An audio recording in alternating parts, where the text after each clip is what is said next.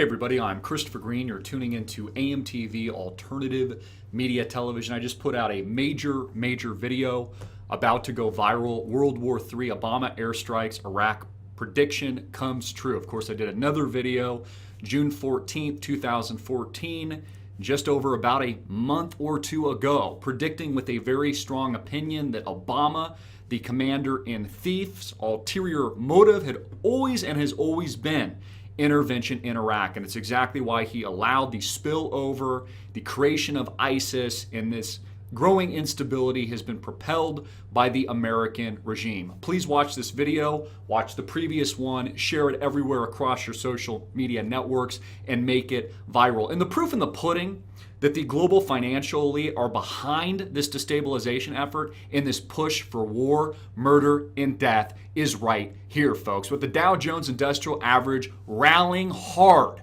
on airstrikes today because the global financial elite behind this have a profit motive behind war. This is known as the military-industrial complex here in the United States of America, and they don't like anything better but murder, war, and death. And airstrike after airstrike in Iraq. Wasn't it Iraq that Obama withdrew from? Yeah, wasn't that like his biggest claim to fame? And now he's bombing them. You see how the current president, Barack Obama, is no different and was no different than George W. Bush. Again, the Dow Jones Industrial Average and the S&P 500 rallying hard on war. The U.S. conducting another round of airstrikes in Iraq. According to CNBC, U.S. military warplanes have launched another round of airstrikes against a second Islamic State target in Iraq. American officials tell NBC News and affiliates. The strikes occurred on a target northwest of Erbil, the officials said. Question, will airstrikes target U.S. supplied weapons, etc., etc.? Here we have a map and the locations of the attacks. In the meantime, as the virus continues to spread, the U.S. government mainstream bullshit media manufactured scare tactic that has made up the, potential new strain that could also be airborne, but they're not going to tell you that, Ebola virus.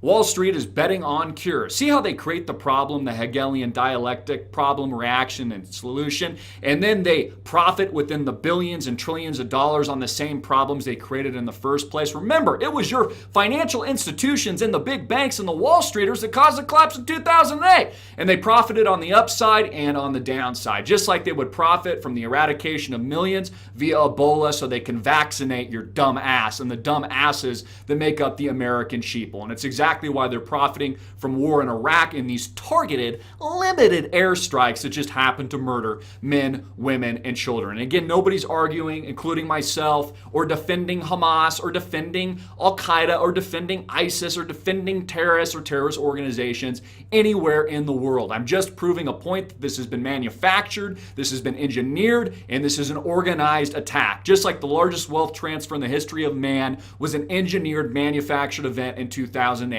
And we are living the repercussions and the reality of the next global conflagration right now. World War III, folks. All this breaking on the bullshit mainstream media, CNN, round 2 of the death spiral in the Middle East. You know, I say we declare peace. We proclaim peace instead of more war, but not according to this scumbag president who conducts his second airstrike within the past 24 hours in Iraq. U.S. jet fighters carrying out a second murderous round of airstrikes against ISIS. The boogeyman, Osama bin Laden. Wasn't it that Obama killed Osama bin Laden and we no longer had to worry about terrorism, but now we suddenly, after supposedly, allegedly withdrawing troops, which he pats himself on the back for, and has been, the title of his campaign here with his re-election, now bombing and doing the exact opposite of what he told the American people he would do. This president is a fearmonger, he is a warmonger, and he is a wolf in sheep's clothing. Who knows? He might be the very antichrist that makes up biblical prophecy. Israel carries out strikes on Gaza after rocket fire resumes.